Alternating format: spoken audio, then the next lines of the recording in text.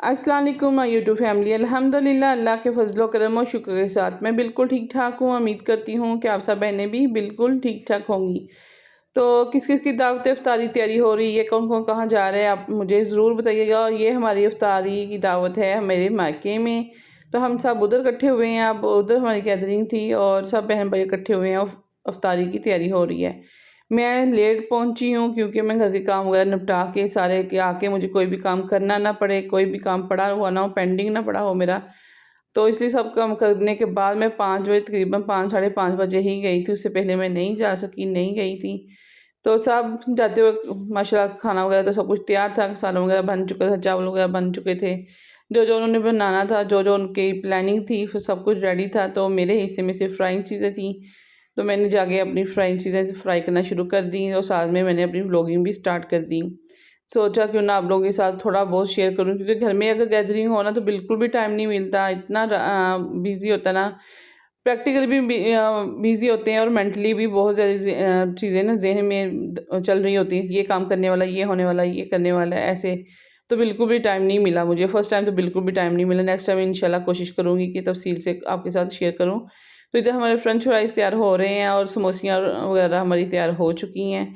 और ये भाभी बादाम वगैरह निकाल रही थी कि गार्निश के लिए ना चाट को, तो इसकी कटिंग कर लें। इधर हमारे जो चिकन रोल हैं ये भी तैयार हैं। तो हर चीज़ तैयार है हमारी। तकरीबन खाना वगैरह बन चुका था, फ्राई चीज़ें बस लास्ट पे थी। और इधर छोटी सिस्टर जो है वो बना रही है फ्रूट चाट। फ्रूट सब कटिंग हो चुके हैं और उसमें डाली है काली मिर्च और शुगर डाल रही है थोड़ी सी। इसके बाद इसमें मायोनीज़ और फ्रेश क्रीम है वो भी ऐड की थी, इससे बहुत ही अच्छा जायका आया और बहुत ही मज़ेदार बनी थी। बाकी गार्निश जो है वो बादाम और मेवों से कर दी थी, तो अच्छे टेस्ट था इसका।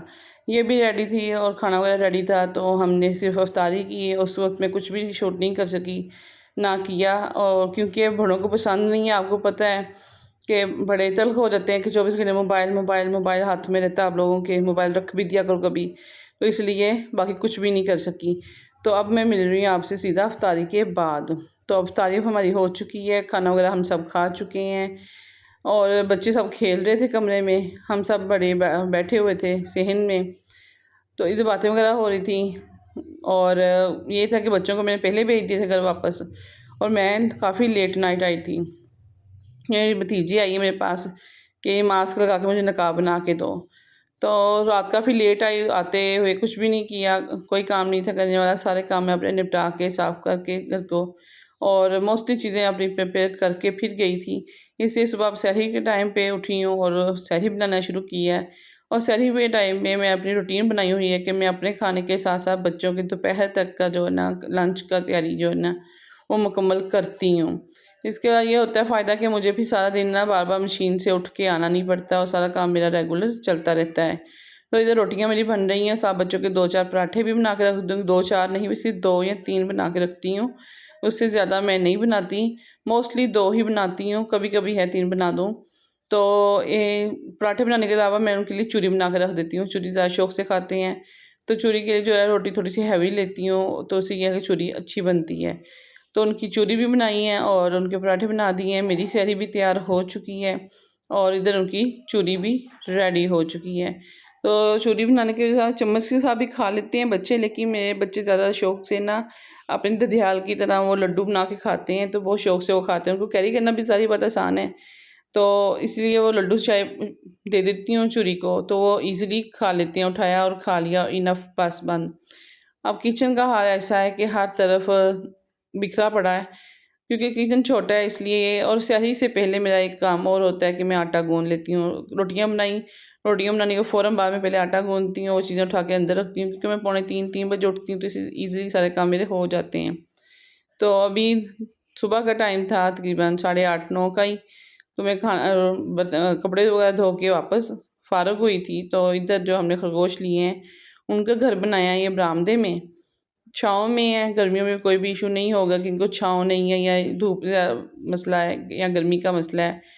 तो छाँव में है, बंद किए हुए हैं। जो बनी लिया है वो ना बहुत मारता है, कटिंग करते हैं, कि बाबा को उसने ज़ख्मी भी किया है।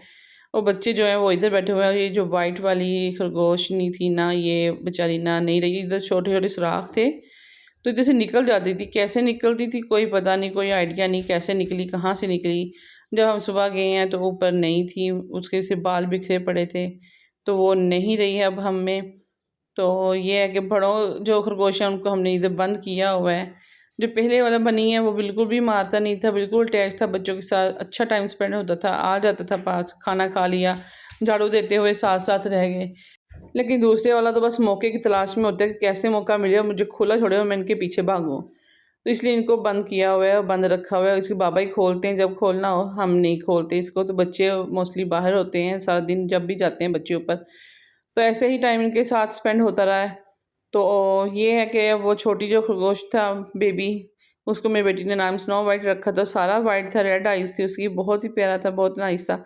लेकिन वो कैसे निकला है, कहाँ बिल्ली लेके गई है, क्या हुआ इसका कोई पता नहीं चला। रात को ये मसला बना है उसके साथ।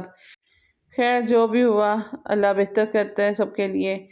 तो जिन सिस्टर और यूट्यूबर्स ने मेरे चैनल को अभी तक लाइक नहीं किया, सब्सक्राइब नहीं किया, शेयर नहीं किया, उनसे रिक्वेस्ट है कि मेरे चैनल को लाइक करें, सब्सक्राइब करें, शेयर करें। अगर मेरा व्लॉगिंग पसंद आ रही है तो प्लीज़ इसको भी लाइक और शेयर किया करें और कमेंट्स ज़रूर किया करें। आपके कमेंट्स, आपका लाइक और शेयर मेरे लिए बहुत अहम है। मिलती हूँ नेक्स्ट व्लॉग में। अल्लाह हाफिज़।